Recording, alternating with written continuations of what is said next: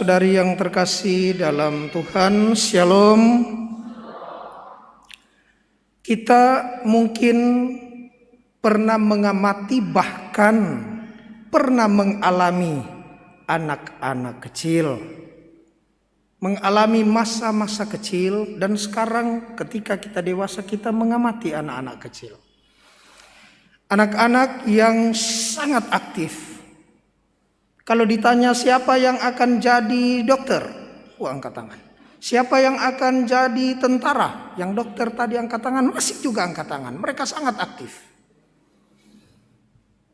Cita-cita mereka untuk masa depan sangat imajinatif.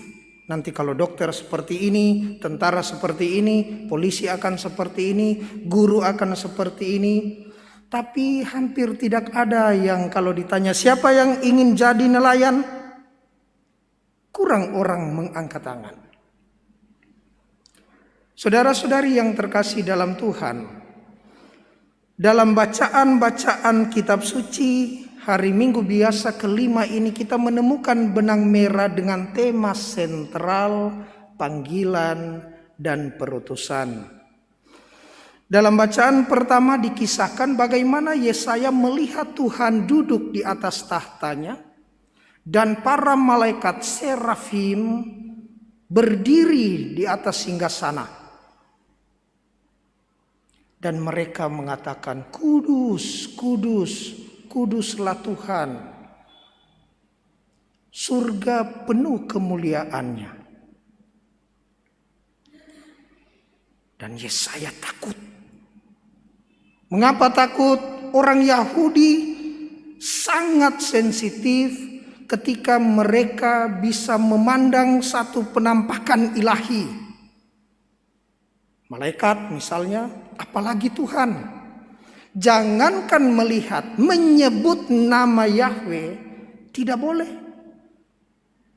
YHWH tidak boleh disebut. Maka mereka akan mengganti dengan Elohim, Adonai, El Shaddai, dan seterusnya. Lalu Yesaya katakan, darah, kalau seandainya sekarang mungkin akan dikatakan, Tuhan, Tuhan, Tuhan, saya telah melihat Tuhan. Celakalah aku yang najis bibir, karena aku telah melihat Allah. Mampus saya. Allah yang mana? Allah semesta alam, Yahweh, Elohim Malek Haolam, Tuhan semesta alam dilihat oleh Yesaya. Lalu seorang serafim yang mengambil, ada bara di tangannya yang diambil, disepit dari mesbah, dia bilang, Yesaya, saya taruh ini bara di atas bibirmu. Dan karena saya meletakkan bara ini di atas bibirmu, maka semua kesalahanmu dihapus dan semua dosa-dosamu diampuni. Ayat 7 tadi. Dan menyusul ayat 8 dikatakan, lalu aku mendengar suara Tuhan berkata, siapakah yang akan kuutus? Dan siapakah yang akan pergi atas namaku? Maka aku menjawab, inilah aku, utuslah aku. Saudara-saudariku yang terkasih dalam Tuhan, dalam bacaan kedua Rasul Paulus merasa paling hina dari antara semua rasul. Yesaya merasa sangat berdosa. Seorang yang najis bibir karena dia tinggal di antara bangsa yang najis bibir. Sekarang bacaan kedua mengatakan Rasul Paulus mengakui bahwa dia adalah orang yang paling hina dari semua para rasul. Mengapa? Karena dia menganiaya, membunuh jemaat Allah. Tetapi dia sekarang menjadi rasul sebagaimana dia ada sekarang. Oleh karena apa? Oleh karena kasih karunia Allah. Tadi dikatakan pada ayat 9, karena aku adalah yang paling hina dari semua rasul dan tak layak disebut rasul, sebab aku telah menganiaya jemaat Allah. Tetapi berkat kasih karunia Allah aku menjadi sebagaimana aku sekarang. Dan kasih karunia yang dianugerahkannya kepadaku tidaklah sia-sia. Dan terakhir dalam bacaan Injil, Petrus juga merasa seorang berdosa. Yesaya merasa berdosa, Paulus merasa hina, Petrus juga merasa berdosa. Betapa tidak manakala Yesus mengatakan kepada Petrus, "Duk in altum." Bertolaklah ke tempat yang lebih dalam. Siapa kau? Saya nelayan. Bertahun-tahun saya bekerja sebagai nelayan. Kau tukang kayu. Mau mengajari saya seorang ahli laut. Itu ibaratnya seorang guru matematika mengajari seorang dokter ahli jantung. Ini bagaimana? Tapi Petrus katakan, semalam-malaman kami bekerja keras. Kalau nelayan bekerja keras, semua upaya dia lakukan. Dan pada malam hari ikan Danau Galilea akan naik ke permukaan. Cari makan pada umumnya. Siang hari turun ke bawah mencari daerah yang lebih sejuk. Dan Yesus menyuruh siang hari. Secara ilmu kelautan ini di luar akal sehat. Namun apa yang Petrus katakan, tetapi karena engkau yang menyuruhnya, maka aku akan menebarkan jala juga. Alhasil mereka menangkap, dicatat dalam Injil, sejumlah besar ikan. Dan karena itu banyaknya ikan mereka tidak sanggup, mereka panggil teman-teman di perahu yang lain. Tolong, bantu, ikan banyak sekali. Dan disitulah Petrus mempunyai sikap batin mendalam sebagai seorang yang ada di lingkungan ring satu bersama Yesus, yang seolah meragukan Yesus sebagai guru dan Tuhan, lalu mengatakan, Tuhan, pergilah daripadaku sebab aku ini seorang berdosa. Dan Yesus mengatakan, jangan kau takut. Mulai sekarang engkau akan kujadikan penjala manusia. Saudara-saudariku yang terkasih dalam Tuhan, dari bacaan-bacaan ini apa yang bisa kita renungkan? Pertama, penjala manusia bukanlah pekerjaan sia-sia. Banyak di antara kita mengerti bahwa penjala manusia adalah pekerjaan saleh yang paling sering dikatakan. Penjala manusia, mari kita menjala jiwa-jiwa.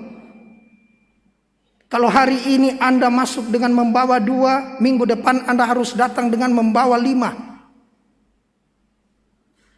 Kalau minggu depan Anda bisa membawa 5, datangkan jiwa 10. Dan ini merupakan pekerjaan saleh. Tetapi bukan hanya sebatas dari penjalaan jiwa-jiwa yang merupakan pekerjaan saleh yang sangat besar, yang sangat raksasa, yang seolah-olah nanti dengan itu kita akan sungguh-sungguh mendapat jaminan keselamatan. Bukan. Tetapi bagaimana pekerjaan ini bisa kita praktekkan di dalam kehidupan harian kita, bersama dengan orang-orang yang ada di lingkungan rumah kita. Pertama-tama dalam perahu yang namanya perahu Petrus, perahu Yakob, minta maaf kalau ada bapak nama Yakob, perahu Anton, menghindar Anton banyak jadi memajang. Perahu siapapun di dalam rumah. Maka jiwa-jiwa seperti ini dalam lingkungan keluarga merupakan panggilan dan perutusan yang primat, yang pertama-tama dan utama, meskipun bukan satu-satunya. Apakah kita menjadi orang-orang yang siap diutus di tengah-tengah, di dalam keluarga, di dalam komunitas kita masing-masing? Yang kedua, ketidaklayakan bukanlah alasan menolak perutusan.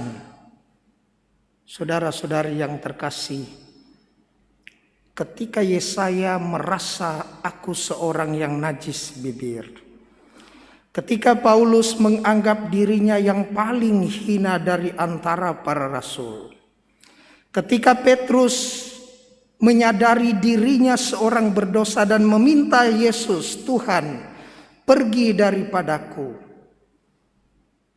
Di sanalah kasih karunia Allah bekerja. Mungkin sekarang kita tidak akan menolak dengan kata-kata, pastor saya najis bibir. Tidak mungkin. Pastor saya kodong orang berdosa. Pastor saya paling hina di paroki Mamajang ini. Mungkin alasannya agak berbeda, agak kontekstual. Kau nanti jadi ini nah.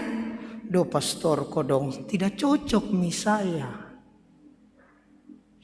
Pastor saya masih muda pastor. Pastor saya kurang pengalaman pastor. Jangan dulu mi deh. Saudara-saudariku yang terkasih dalam Tuhan, belajar dari bacaan-bacaan hari ini, kita diingatkan Tuhan bahwa ketika kita diutus untuk satu pekerjaan Tuhan, maka sesungguhnya bukan karena kita hebat, bukan karena kita mampu, bukan karena kecakapan dan fasih lidah kita, bukan. Kadangkala menjadi seksi ini, seksi itu, dengan apa yang ada pada kita, dengan kemampuan seadanya, kita diberkati Tuhan. Maka apa yang mau dikatakan? Bukan karena saya hebat, bukan karena saya mampu, bukan karena saya cakap, tetapi pertama-tama karena siapakah yang akan kuutus ini? Ya saya katakan, ini aku. Hineni heani, inilah aku, hineni heani. Siapa yang akan kutus? Dia mi pastor. Sana. Siapakah yang akan kuutus? Jadi apa pesannya? Apa intinya? Bukan karena kita hebat, mereka hebat. Bukan karena saya kuat, mereka kuat. Bukan karena saya mampu cakap, mereka mampu, mereka cakap. Tetapi pertama-tama karena sit semper paractus est. Karena selalu siap sedia untuk satu perutusan. Dan dengan begitu bersama Petrus kita mengatakan, karena engkau yang menyuruhnya, maka aku akan menebarkan jala juga. Semoga demikian.